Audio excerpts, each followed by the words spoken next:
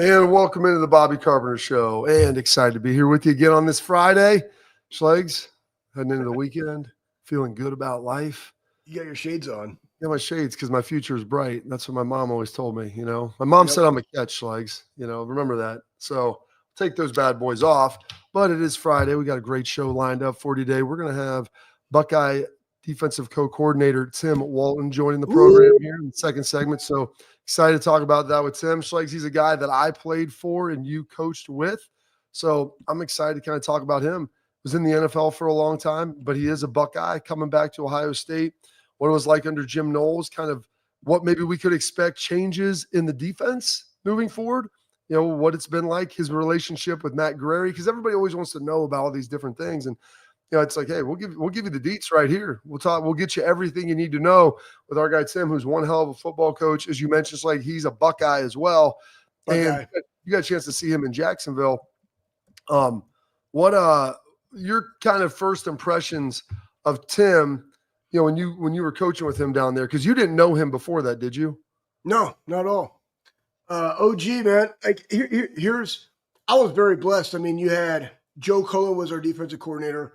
Tosh Luapoy was a D-line coach. Charlie Strong was our linebackers coach, right? How about Charlie Murphy? Charlie was amazing. Side nugget, Charlie and I, 5 a.m., getting bumpy to like No Limit, like playlists on Spotify. It was fantastic. I mean, it was just nothing but the hits from the 90s. It was spectacular. And anyways, he's so big. And he would just do lunges. Like he would just do walking lunges around the room. It was quite amazing. Anyways, then you had OG and you had Chris Ash. Yeah. So two of those guys are coordinators at Notre Dame and Oregon. OG's at Ohio State. And what's his title, Bob? Like assistant coordinator, defensive coordinator, co-coordinator, right? Really, I mean, Larry is probably the assistant head coach. And again, they're just titles, but he does a phenomenal job. So speaking of OG, when I was there, he developed guys. Like his room was spot on. He communicated with his guys really, really well. And they played very hard for him, man. And he deeply cared about their development within their craft. And again, as you go through and the things that you do within there throughout a long season, he was just so awesome to communicate with. And it just every single time, it's like, here's where your dudes are. Here's how I can help them through what I can kind of navigate through the waters. And that's really the relationship of this strength coach, sports performance coach with all the catapult and all the things. And hey, I just got a guy who just did 7,500 yards and he ran over 90% for 150 yards on Sunday and it's Wednesday and they're beat to hell. And it's like, hey, guess what? Let's throw that guy a bubble. Let's reduce some of these things. Yeah. Plus, he knows how to take care of him because he's been in the league for so long and he's done it at such a high level. Like he knows where he can like hide guys throughout a practice, not hiding them, but more so just mitigating. Yeah, man. Like he just knows that and he can communicate that. And he's fantastic. I think it was a blessing that we got him. And then you add in like Tyler Bowen now from that staff that's here. Again, both those guys, it's just having coached with them, the experience. And Tyler just got a big grab from a kid from Avon Lake, offensive lineman. But the relationship piece, but also the high GSF for coaching and developing. And I think that's one thing like at the next level, Bob, you know this as well as I do. It's like they just think you're a pro. Like they just expect you to continue to work on your craft.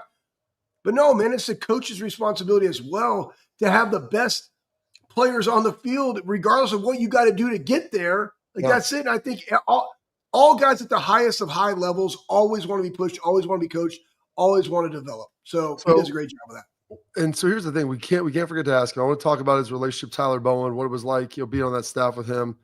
Difference in NFL Thoughtful Thursdays. We got to ask him about that. And that's. I'm glad you went there. The Thoughtful Thursdays and all of that goes into his relationship, the faith element, the players, all of those things.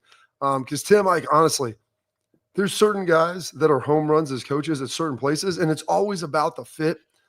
And I know Tim was a big advocate for James getting on this staff because if you have a guy who has NFL experience, great recruiter, relates really well to players' legs, and on top of that, you're getting them to coach at their alma mater.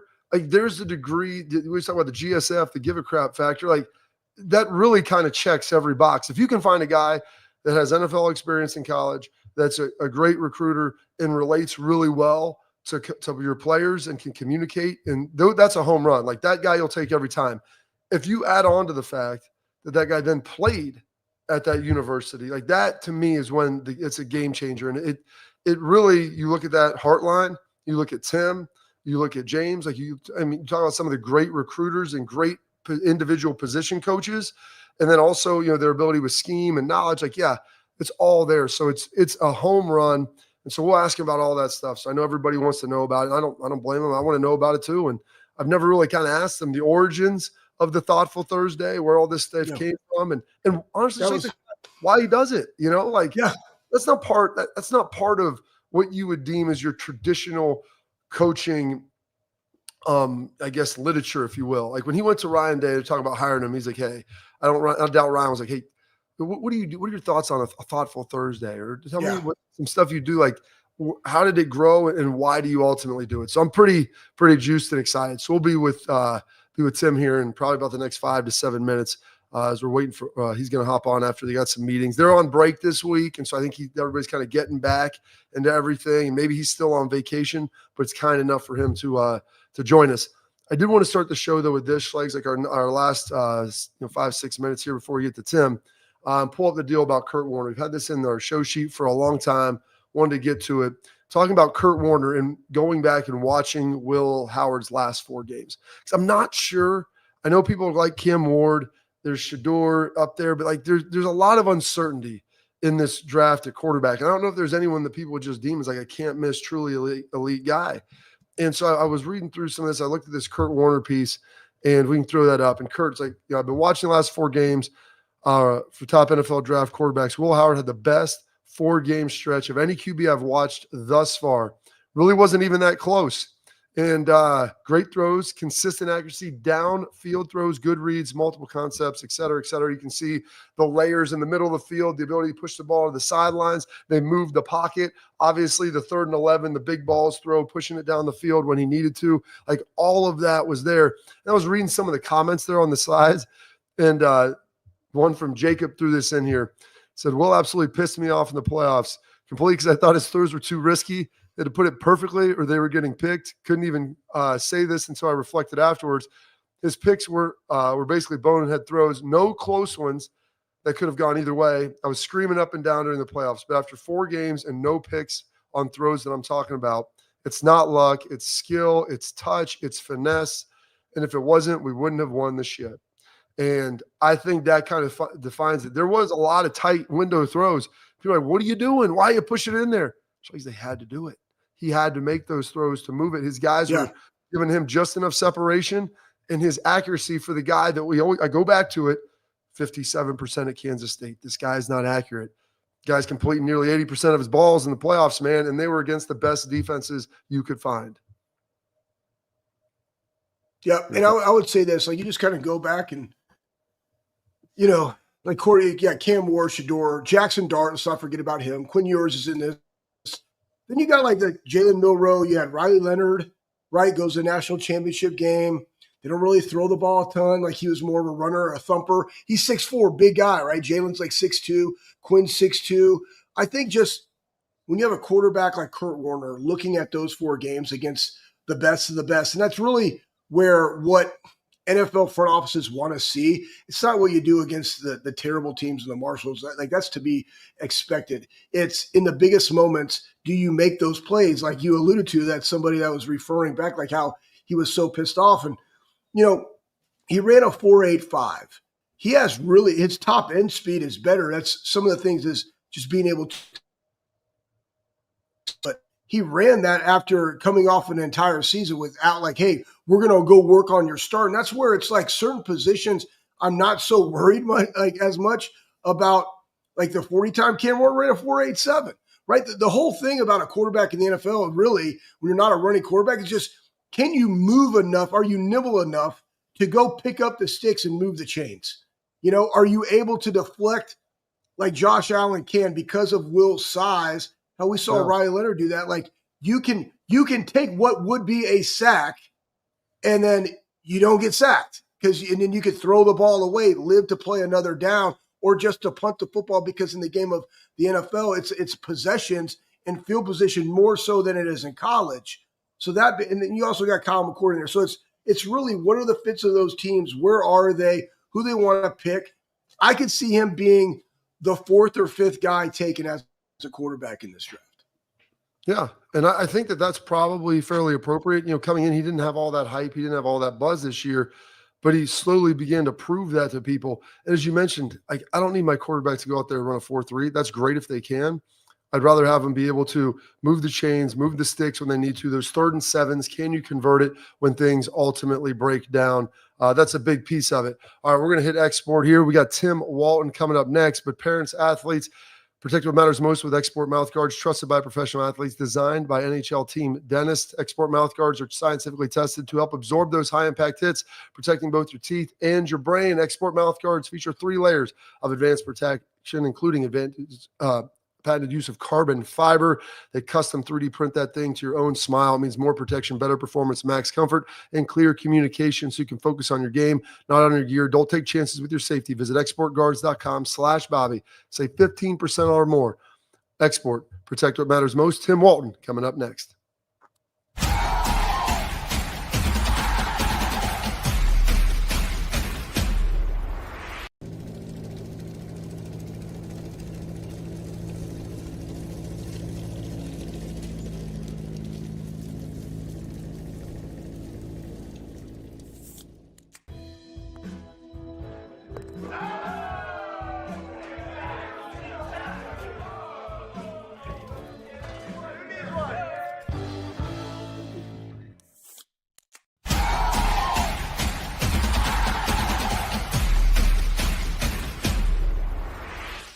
Welcome back to the Bobby Carpenter Show, and now we're pleased to welcome in Buckeye co-coordinator and Buckeye alum, our guy OG Tim Walton.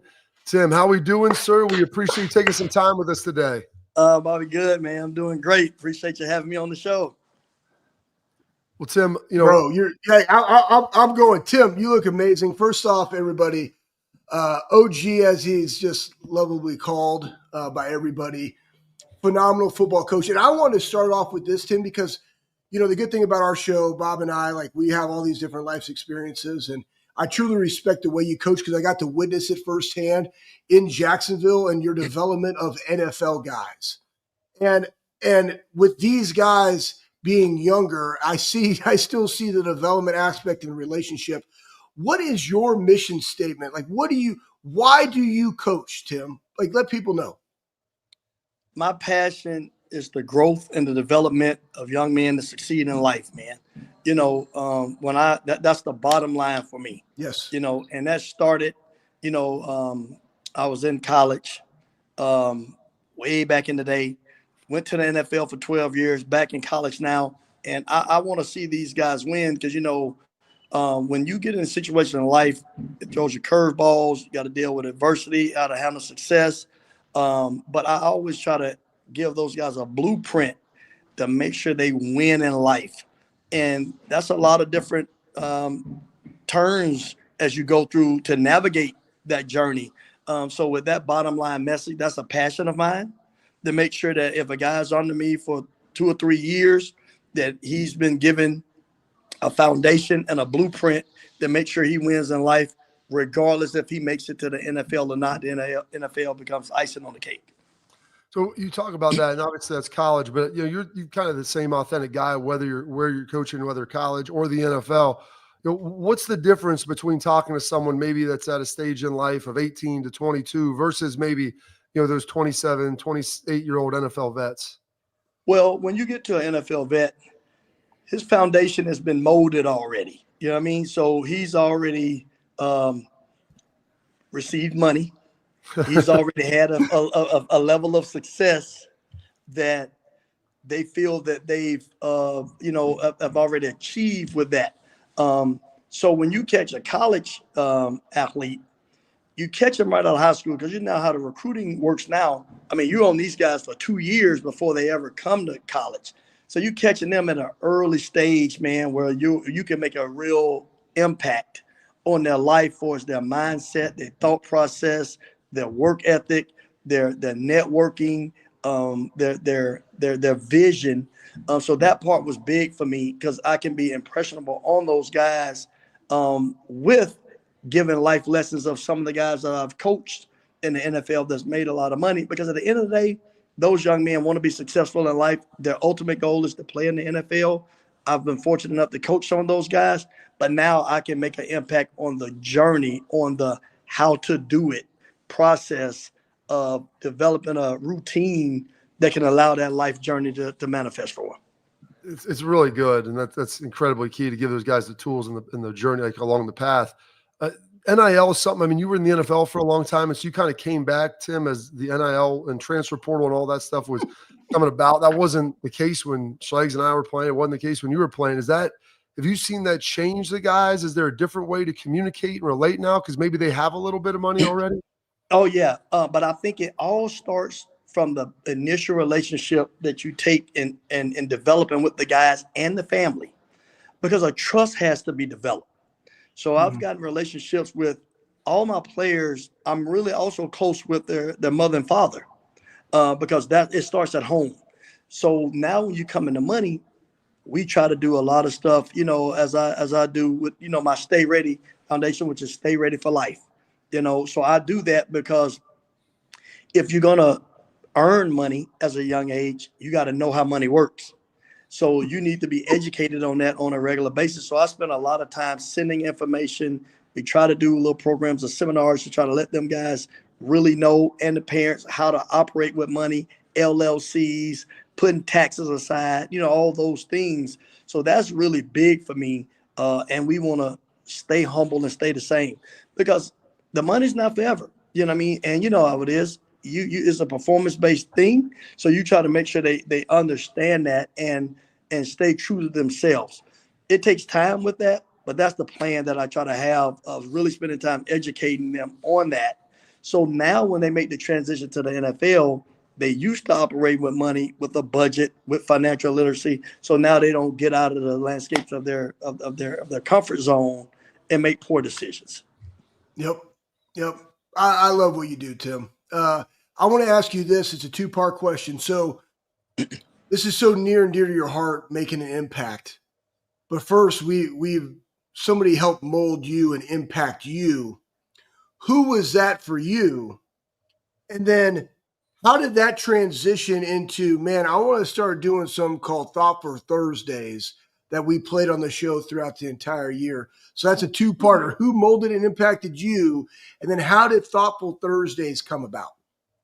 Well, it first started with me at home. It started with my father. That's where it all started with me, my father and my mother, because they were school teachers. My dad was a junior high school coach, athletic director. But I saw what hard work was. I saw what managing money, and I saw a guy that didn't make a lot of money in his career, but got into real estate, learned how to manage money well, and ended up doing well in his life with not having necessarily a high salary. So I was able to learn how money worked in an early age, and that experience helped me. And then when I was in high school, I got to meet guys like Nate Odoms, Daryl Jones. Those guys were, they played at the University of Wisconsin, the University of Georgia. At the time, I was from Carver High School in Columbus. They would come back and they gave back to me knowledge and information on how to live, how to do the right things. And that kind of stuck with me early with the foundation my mom and dad gave me. And I saw how I moved different from a lot of guys in college. So my goal at that point was to try to implement that same care, that same trust, that same development of mindset with the young guys that I coach and deal with now. So that was important. That was important. No, absolutely, Tim. Now you look at this. Obviously at Ohio State, playing there. What's it been like being back at your alma mater and being able to be involved and be a part of that? It's a blessing, man. It's the best blessing in the world to be able to be a former player, and this, Bobby, to be around the program and come back and to see young men walk the same halls on the same indoor turf field, practice fields that you walk, the same campus, and to be able to tell them how it used to be, to see, hey, I'm, 50 something years old now. At one point, you're going to be at this age. Where will you be in life? So I try to make sure I show them the rope with that. It's been the best blessing ever, man, to be able to come back. Former players that I played with, guys that were a little younger that like I coached, like again, the relationship about with you, with Laurinaitis, with guys that play me. I got players on the team that their dads played for me, David McClain, Eddie John, even Stover, all those guys, dad, uncles, they all played for me. So that's where the OG come around. I actually been around a long time, man. So that's a blessing though, to be able to see that come through for guys to help their kids, and to see guys go through because I know what it's like on the other side. When you get to the other side of it, the joy that it brings to be around the former players that walk those same halls and be able to give back, because that's what it's all about, man. Giving back, each one teach one, so we can see the next young man make it. It's been a blessing, and then to finish this thing off this past season with a national championship, I'm speechless. Yeah. I'm speechless. Yeah. Well, it was a great run. Your dudes played extremely well. And I want to ask you this too, because this is something that I don't think a lot of people understand. And I think that you guys do it the best because of that trust and because of that relationship. So let's break it down. You have somebody, Tim, that thinking about leaving, right? They got NIL money, and there's only a certain amount of money. It's just not growing on trees, right? Like it's there. Right.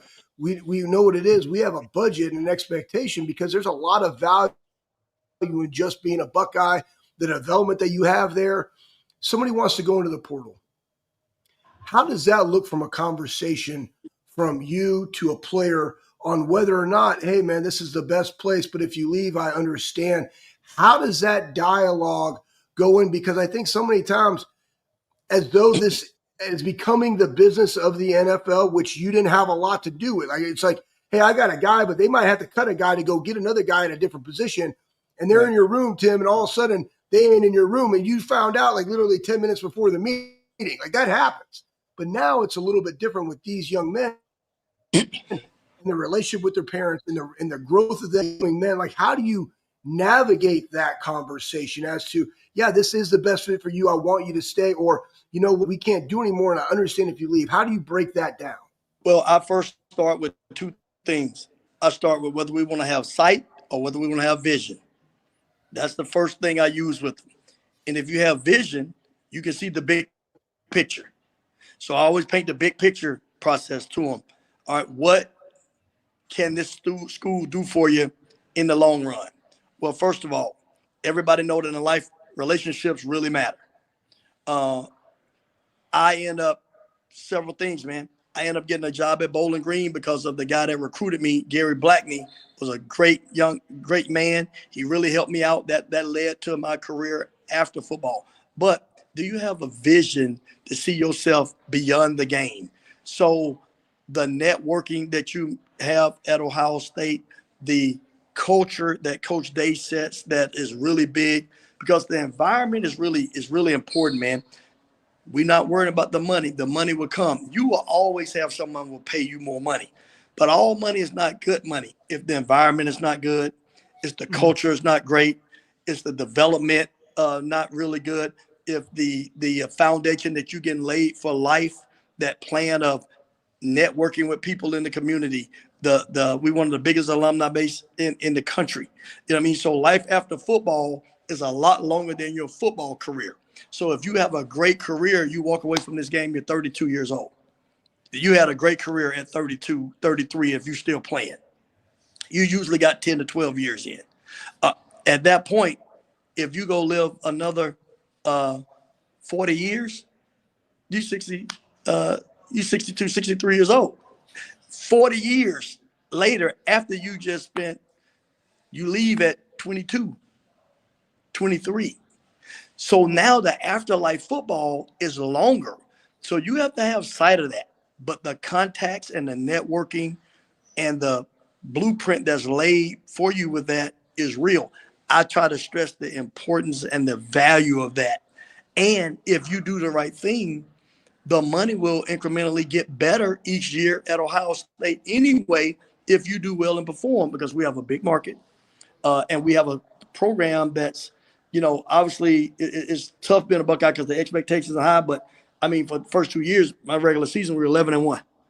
There's not too many people that are going to have that type of expectation, but the reward is big if you can sustain those things. So I try to make sure I implement that in the conversation, to not look for the immediate, get a little money, can go start at a place right now. You make sure you need to be ready. So the growth and development part is big as well. One of the other things, you've been there at Ohio State now a couple of years, and when you split a position group, you have DBs, you take corners, Matt Guerreri takes the safeties. What's that relationship like with you and Matt? How do you guys kind of govern that whole back end and kind of shape and coach that thing together? Well, it's great. Me and Matt have a really good relationship. It's all about the players, man. So Matt is sharp, he's smart. We work together. It all starts with being a good person. So we don't have egos. It's all about being a good person. We got one common goal. That's to develop the best secondary in the country and win games. Because if we do our part, obviously, the power of the unit, that's big. Our deal is we got to make sure we're one of the best units on the team. So we do our part with helping win.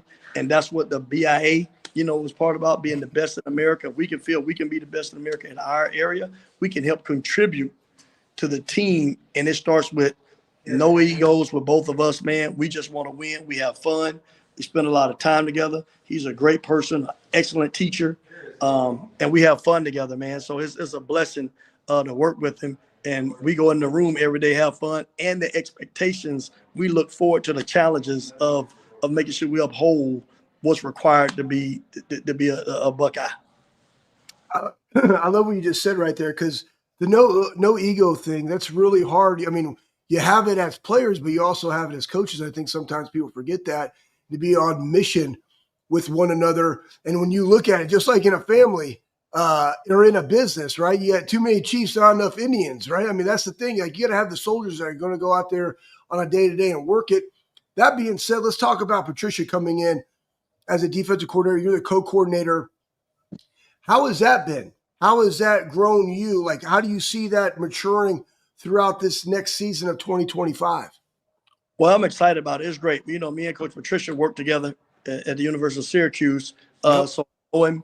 And also, again, I'm about learning and I'm about growing. I was with him for a while, but he's a bright, brilliant mind, really smart football coach. So for me to learn, to grow, to share my thoughts, to be a part of the game planning with him, because I've been here at Ohio State for a while, so to be able to share the thoughts with game planning and stuff, and then the things that he brings to the table from a football IQ, X and O standpoint, I like to learn and implement that part to my foundation as well. So I'm excited about it. And then, the goal as a competitor to be able to try to go out and repeat what we did by playing elite defense again, as we've done the past few years.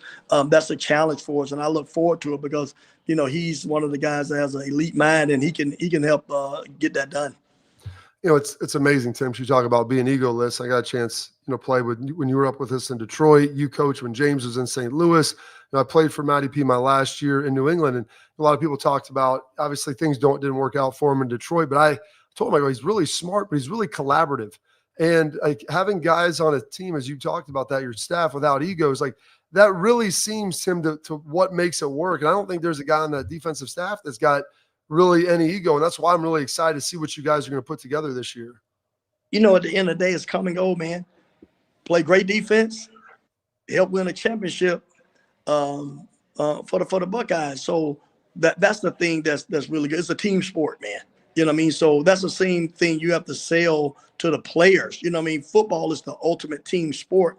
Well, we have to be the same way as coaches. We have to be able to bond. It has to be a great chemistry. It has to be a family atmosphere. Those things have to apply to coaches to be able to, because it's collaborative. I mean, at the end of the day, the linebackers, the D-line, the defensive backs, the coordinator. I mean, that's what Coach G talks about, where like the nickels, the dime, the corners, the safety. We're one of the few groups that have 5 or 6 guys on the field at the same time. So you have to be in cohesion. You have to be with great chemistry to make that work. So the egos have to be left at the door as coaches and as players for you to be able to sustain success over long, because you're going to have ups and downs. You're going to hit road bumps, speed bumps. You have to be able to have that. And I think it's big because our coaches buy into that as well. That allows you to overcome the adversity and ultimately leads to success. All right. Hey, Bob, I want you to ask that one. Tim, we got 2 more for you, buddy. And I want to ask this because you just lost Denzel. You got IGB coming back. You lost Lathan, right? You lost Jordan Hancock, right, who gave you a lot of versatility there. You got Lorenzo back, right? You got Jermaine coming back. How are you like those? But those are vocal guys, veteran guys. How do you develop the younger guys to have their own voice and their own presence, because those guys were here for so long now going into 25? We really stress individuality and having a cultural set that guys can be themselves. You know what I mean? Because obviously you have some guys that are quiet. Some guys, Jermaine and IGB are real outgoing personality. You know what I mean? You have some that are a little reserved, like Caleb. But you let guys be themselves, and that's because of the culture and the environment that we set and the expectation. So even if you go watch like the last couple of years where like Jermaine, we treated him like a starter. He rotated, he played a lot. Now we have to develop and bring these young guys along as well so that we create that environment of success, because we need everybody, because again, we have 5 or 6 DBs on the field at one time. So we have to the relationship and building confidence, and spring ball is where that starts. We got to let those guys go play, have fun. And then early parts of the season, they got to play. We got to get them involved. With the season being longer, you have to develop playing time and confidence with young guys. So we end up reload system instead of a rebuild system. So guys are always ready. To do that, you got to put trust into them, develop confidence, and give them a chance to get on the field. All right, Tim, I know we've taken a ton of your time. I got one more for you here, because you could be coaching anywhere in college, anywhere in the NFL. You've been doing this for 30 years at a high level. You're here at Ohio State with Ryan Day, and you spoke very highly of him. What, in your mind, after being around a lot of head coach, makes him special as a head coach? First of all, he's a brilliant football mind. Second of all, he's big on the culture about getting the best out of you. So the culture fight, Coach Dave started that. That is big on getting the best out of the players and coaches every day. That's unique, man. And I have a great relationship with Coach Dave. That part is big. You have a lot of people that talk about family, talk about relationship with players and coaches. He actually tries to preach that and lives that. You know what I mean? So that part is big for me. And the thing I like about Coach Dave too, he still stays calm under pressure, man. You know what I mean? Because we went through a lot the past couple of years of the expectations there. But he created an environment of family, of love, of work ethic, of competitiveness. And that bled over into the team, and the team buys into it and trust him and believe him.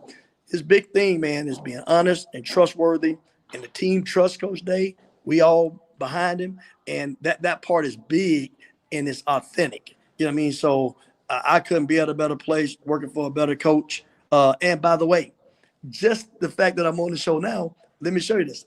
I'm down here now at Palmetto Bluff down in South Carolina with John. You know his Uncle John?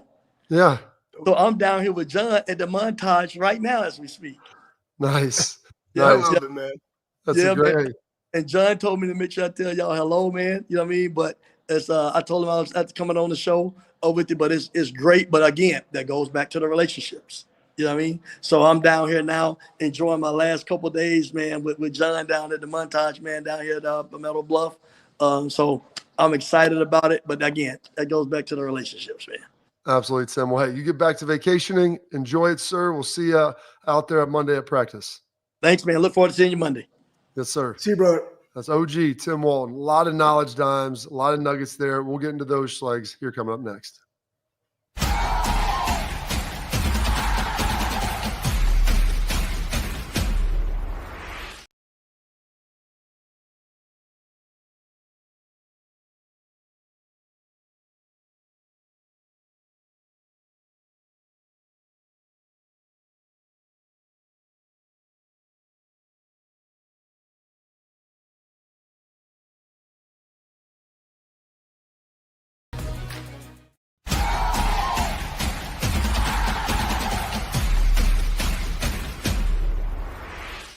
All right, welcome back into the Bobby Carpenter Show. Unbelievable job there with Tim Walton. I know glare was a little rough. You know, he's sitting there. It's at Palmetto Springs, or we're at Palmetto Beach down there.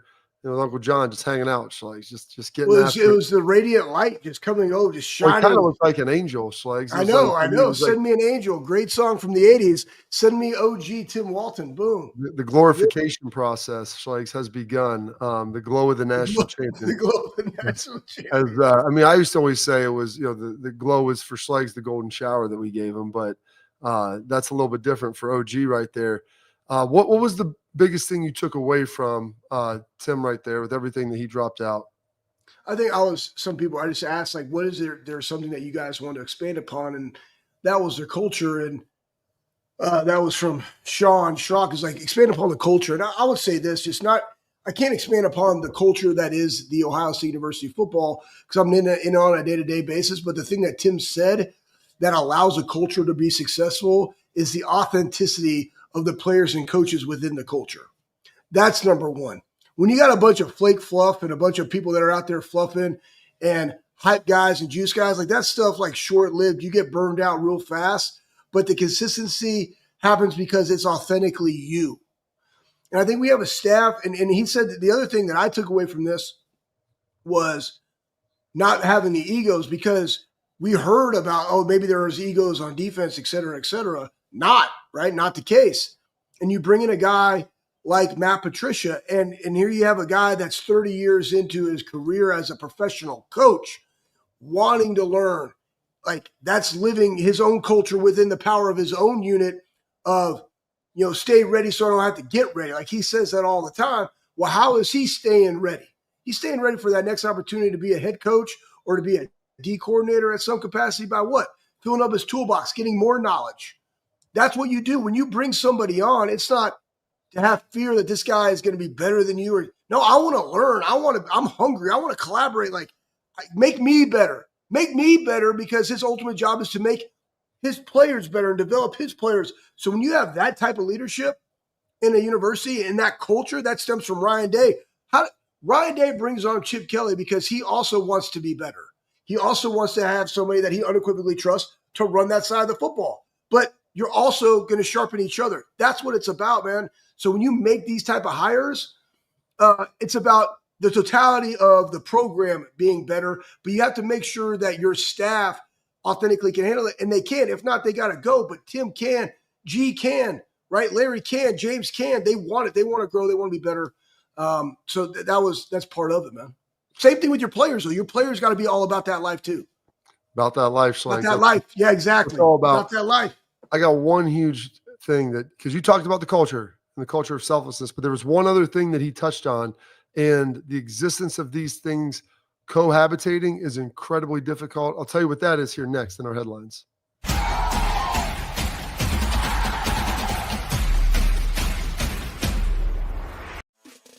Welcome to Big Play, the fastest growing sports media company in America.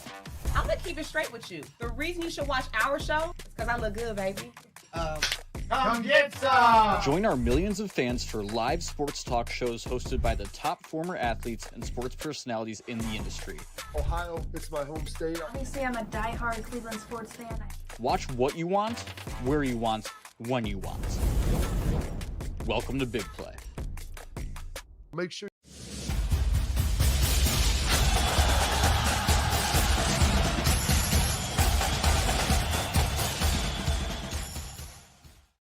All right, welcome back into the Bobby Carpenter Show. It's time for our headlines. We got a lot of stuff that we can get to. Tim was great, and that's why I wanted to maximize our time with him. But Schlegs, the one thing he talked about, culture, selflessness. It's about winning, about producing players. It's not about egos. But then I don't know if you caught this when we started talking about, and I'm glad you asked this question. I always get nervous because I never know where you're going, and some of your questions meander around for about 30 seconds. But he talked about developing their voice. Yeah. And when you lose Lathan Ransom, when you lose Denzel Burke, when you lose Jordan Hancock, and Jordan's kind of a quiet guy. Denzel can be a little bit. Lathan, obviously, very vocal back there with Caleb. But you heard how he said how we treat Jermaine, how we treat IGB. He goes, we let them be themselves. We promote their individualism. And so if you think about the juxtaposition of being selfless and trying to create a culture of selflessness and understanding that that's how your team gets to be really good, and then juxtapose that with Schleg's like, hey, we let guys be themselves. We promote. If that's you, be you. We're going to treat you like a starter. We're going to give you that. Like, if anyone has been around Jermaine, hey, him and IGB, like, they are not short on confidence. They are their own individual person. But yet it's amazing that they're also selfless guys. And they're not guys that are me first guys. They're guys that are unique and they're different, but they're also someone that's all about the team. And that's something I don't think that can't be understated enough, because trying to balance those two things, a lot of times when you have guys that are, hey, I'm going to be an individual, I'm going to be this, that means also I'm going to be selfish. But you can be an individual and express yourself uniquely and authentically while still also saying, it's not about me. I'm going to be me, but it's about the winning. It's about the team and about making everybody get better. And also, Tim, like when you see this with Ryan, he was talking about Ryan having that, developing that culture, the fight. It's in it for each other. You know, Ryan, great listener, great collaborator. You know, you've heard of Tim. It's not like my idea, it's our idea. And, you know, with Matt Patricia, Matt Guerreri, like those guys, it's about the winning. Like how you threw that up there, little dub Schlegs. How do we get the dubs? How do we eat those W's and figure that out? And that to me is something that it's trying to navigate that path. Schlegs, you've been in it. You saw the NFL. It's really stinking hard to do. Yeah, I mean, the biggest thing with, you know, it's we over me. It's the winning, and it's the winning together. And then individually, like, see, this is the art of coaching, guys. Like, again, you can have the greatest scheme in the world, but you got to coach, you got to develop your guys. And when you could say, yeah, I want you to authentically be you, IGB. And if that, you know, extrovert, right, like comes out, and that competitive excellence comes out to where it is selfish and you get a personal foul, right? I've had conversations with this, like within the training. Why'd you punch that screen? I wanted to compete. Oh yeah, you wanted to compete so hard that now we went from 1st and 10 on the 35 to 1st and 25 from our own 35. Very different. That's selfish. That's selfish, right? That's not authentically being you. Like, you don't have time to authentically be you in that moment because you're heated. You got to learn how to be able to control your emotion. That all goes into the balancing act that we talked about, that he was talking about, that you've been talking about, Bob. It's why I just think like Ohio State is so uniquely positioned, why you want to have continuity within the staff, because it is hard to find those caliber of guys that are all into what the head coach is all into. So it's not only just the players, but it's also the coaching staff, because you can't be in every single individual room. And it also goes back to what I said. Ryan's a great listener. That was one of Tress's greatest qualities, is that he listens and he asks why to every single question until like you kind of answer it the way that he wanted you to answer it. Like, that's basically what he was trying to accomplish. And somebody else in the chat was like, you know, who had the biggest ego of the linebacker group? Hold on, Schlegs. Listen, we got tailgate talk coming up next. Okay, yeah, do that one. Do that. Then you can answer the questions in the chat in the predefined time frame that we're supposed to do it. Well, put me in a box, man. I'm an individual. Okay, yeah. Exactly. You are in a box right there. You're in the box right beside me. We got more from that on the Real Talk coming up next.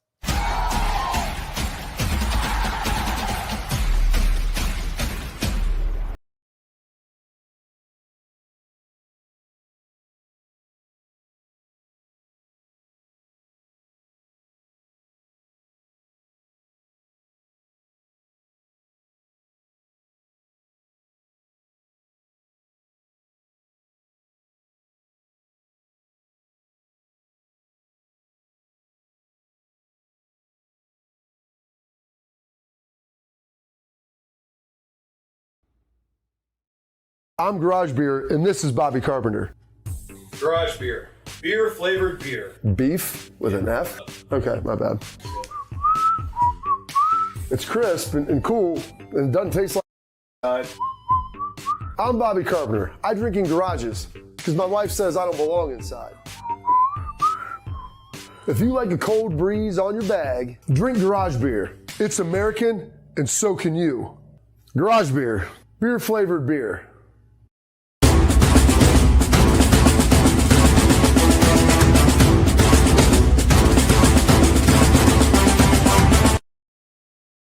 All right, welcome to the Bobby Carpenter Show. Again, listen, if you're watching, we love it. Like, subscribe, leave your comments, questions in the chat, maybe after the show. If you can't watch it live, whatever, reach out, contact us. Follow us on all the social media avenues so we can keep getting you the great content that we love to produce. Get the coaches on, the players, give you everything Buckeyes and college football, college sports with a little culture sprinkled in. Now it's time for our tailgate talk, brought to you by our friends Real Truck, that you can outfit your Jeep, truck, Bronco. And folks in Ohio right now, it's Jeep season, Bronco season. Pop the top off, roll that thing back. Make sure you got your sweet bumpers, everything you need like I've got there. And the winches on it. My kids think my Jeep's a heck of a lot cooler now, so go check them out at realtruck.com. All right, Schlegs, what was your question that you were going to try to answer in the non-prescribed format? I don't even remember, Bob. I just left to go get my Real Truck hat. And then people were talking about who had the biggest ego in the linebacker room. Yeah. And you know what? That was the question, and I said none. And here's why. Like, I think the hardest thing. I think the hardest thing with players, and it's also. I don't know, Schleich. I had a pretty big ego. Like, I know you did. But here's the deal, though. Like, I don't like ego and confidence. That to me, they're different. I think you had a lot of confidence in your physical ability. But you voiced your opinion quite feverishly, right? With like that it was 100% facts all the time, which I was cool with. But here's the thing, though, like you knew how you could add value, put me on the field, and so guess what we did? Like we ran a 30 front. Bobby put his hand in the ground because he could affect the passer, and he played a stand up or a put your hand in the ground 5 technique into the boundary. I also knew, like, guess what? AJ is like, they gave me opportunities, boys. I missed a sack on Vince Young. So guess what? I didn't get a lot to do anymore. Like, come around as the free hitter. So I became the penetrator. And who doesn't like to penetrate? I know I do. So boom, AJ Hawk gets to come around, get sacks and stuff like that. Great. I did my job. Like, at the end of the day, it goes back to what Tim was talking about. We just want to win. We just want to have our entire goal was to affect the quarterback and be the best defense in the country. Like, literally, that's it. Do we do that this game? Do we hold them to less than 13? You know, so when it comes to egos, I think it's different. I think there's a difference between an ego and a difference in confidence. Like you did was ask of you. Somebody asking the why behind it does not mean that you have an ego. It just means that you're inquisitive. So be a better coach and answer the question. Because if you can't answer the question, then you need to rethink why you're doing what you're doing. Because if you can't articulate it to the people that have to do it, then what type of coach are you? Again, but I think a lot of people don't have enough self-introspection in themselves as to say, how could I add value? Where am I at my best? And how does my best then help the team? And when they ask me to do it with a joyful attitude as hard as you possibly can. And I just think defensively, collectively, that's what we did. I think that's what Ohio State did this year.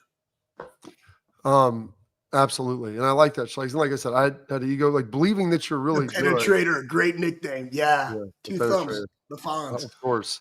But like I said, you can have an ego. You can be, I think you have to have a certain degree of confidence in yourself to be really good. If you don't believe that you're going to win on every play, like, dude, you're in the wrong business trying to play football, especially in a place like Ohio State. Like Tim said, the pressure with Ryan, like you're 11-1 2 years in a row. Like, but that pressure is a privilege because there's a lot of people that ultimately care. So that's really a big deal. And it's something that I think that everybody kind of needs to look at. But are you willing to sacrifice some of your own if you know that that's going to help the team win? Because like you said, Schlegs, as long as the W is all that matters at the end, that's a big, big piece of it. There's a lot of great things coming in the chat right there. I know, it's so amazing. I know. I love it. It's pretty wild. All right. That's it for this. We've got our Dudes of the Week here coming up next.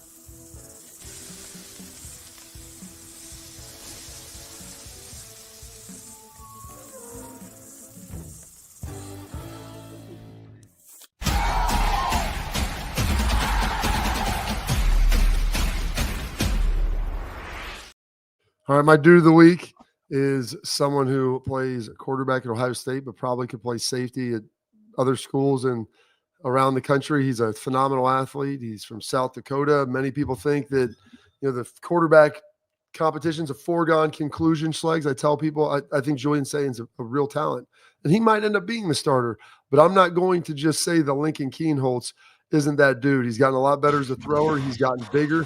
He's a physical presence. And if we can toss that up there, Pat, here's Lincoln Kienholz just a couple days ago. Yeah, that's some pretty solid stuff. Going and playing some golf. I mean, there's not a whole lot of things that Lincoln can't do. He's one of the most phenomenal overall athletes you will find, and he put on 20 pounds of muscle and an attitude to go with it, Schlegs. Not really the attitude. That's a program reference, but he's my dude of the week. Reference. 20 pounds of muscle and an attitude to go with it. Yeah. Yeah. Hey, a lot can be done in the weight room. Like, he's like, yeah, kicks the barbell. Woo! Anyways, my dude of the week, throw it up there, Pat. It's this guy, Hunter Schlegel. He's 18 years old. He's a senior at Creekside. They did a really nice job, plays outfield. So senior night, man, like, this is what it's all about. It's like he had a little thing, right? You go out there and you do a senior night. And I actually told him, I was like, hey, I've been to senior night twice, right? In college and in high school, right? Multiple sports. And I was like, here's the deal. It's not for you. It's for your mom. Okay. I was like, it's for your mom. And it's for the people that helped you along the way and your coaches. And I was like, just so you know, our senior day was versus Northwestern, and it was a 48-7 beatdown where actually the stat sheet read AJ Hawk 8 tackles, Anthony Schlegel 8 tackles, Bobby Carpenter 6 tackles. Like, we did what we needed to do. We beat the shit out of Northwestern, and we went home and celebrated because that's how you remember it. They beat the crap out of Nice High School last night, 9-0. But the dude's doing great. And again, this is what parenting, it's not about you. Your identity is not in your kids. It's about how do you support them. And I'm just humbled to be this guy's dad. So congratulations, my dude of the week, Hunter Schlegel. That's awesome. In the chat, he said he's wearing sleeves. He must take after his mother, Schleg. So nope, not wearing sleeve. That's because he had like a little labrum deal. So it's like warm, like a compression deal. Yeah. Yeah. That's no, that was when he was like little. That's what he was talking about when he was like throwing in the bottom right corner. Yeah. Hey, you know what? Then I take that statement back. You're correct. Probably. Well, that's it for today's show. Hopefully we'll get our guy Lathan on for Mondays. We're still working on scheduling that, but hopefully that's the plan. Till then, we will see you. Enjoy your weekend, 12:30 on Monday. Be locked and ready to go.